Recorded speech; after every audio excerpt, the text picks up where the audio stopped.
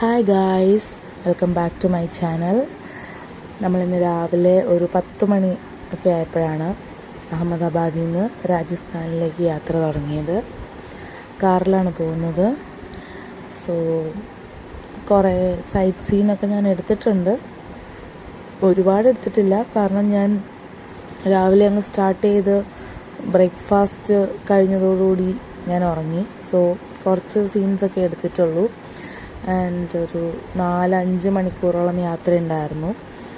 അതിനേക്കാളും കുറച്ചുകൂടി കൂടുതൽ യാത്ര ചെയ്യേണ്ടി വന്നു, കാരണം വഴി ലൈറ്റായിട്ടൊന്ന് തെറ്റിപ്പോവുകയൊക്കെ ചെയ്തിട്ടുണ്ടായിരുന്നു. സോ കുറച്ച് ദൂരം എക്സ്ട്രാ യാത്ര ചെയ്തു. എന്തായാലും ഇപ്പോൾ ഞങ്ങൾ പോവുകയാണ്.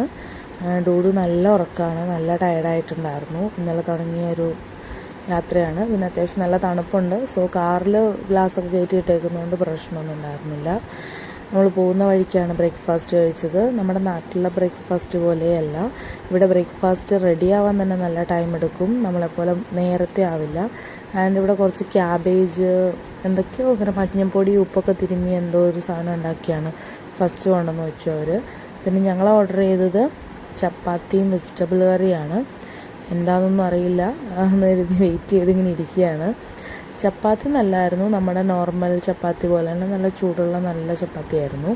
പക്ഷേ വെജിറ്റബിൾ കറി നമ്മൾ അങ്ങനെ ഒരു കറി കഴിച്ചിട്ടേ ഉണ്ടായിരുന്നില്ല. ഇറ്റ്സ് വെറൈറ്റി ആയിട്ടുള്ളൊരു കറിയായിരുന്നു. അതിൻ്റെ അകത്ത് ക്യാബേജ്, ഗ്രീൻ പീസ്, കോളിഫ്ലവർ, അങ്ങനെ എന്തൊക്കെയൊക്കെയോ വെജിറ്റബിൾസ് മിക്സ് ചെയ്തൊരു കറിയായിരുന്നു. കഴിക്കാൻ വയ്യാന്നല്ല, പക്ഷെ നമ്മളങ്ങനെ ഒരു കറി ഉണ്ടാക്കാറില്ല. ഒരു വെറൈറ്റി കറി ആയിരുന്നു. ആൻഡ് അതൊക്കെ കഴിച്ച് ഞങ്ങൾ പെട്ടെന്ന് തന്നെ വീണ്ടും യാത്ര തുടങ്ങിയിരിക്കുകയാണ്. അത്യാവശ്യം കാണാൻ നല്ല ഭംഗിയുള്ള സ്പേസാണ്. വെയിൽ കാണുന്നുണ്ട് എങ്കിലും നല്ല തണുപ്പാണ് പുറത്തൊക്കെ. ഓൾമോസ്റ്റ് എല്ലാവരും നല്ല സ്വെറ്ററൊക്കെ ഇട്ട്, ഞങ്ങളും അതെ സ്വെറ്ററൊക്കെ ഇട്ടാണ് ഞങ്ങളും അതിൻ്റെ അകത്തിരുന്നത്. ഞങ്ങൾ ചെന്നപ്പോഴത്തേക്ക് ഒരുപാട് ലേറ്റ് ആയിരുന്നു. ഞാൻ പറഞ്ഞല്ലോ, ചെറുതായിട്ടൊന്ന് വഴിയൊക്കെ ഒരു മിസ്റ്റേക്ക് സംഭവിച്ചു. അങ്ങനെ ഞങ്ങൾ രാജസ്ഥാനിൽ ചെന്നപ്പോഴത്തേക്ക് ലേറ്റ് ആയിരുന്നു. ഓക്കെ.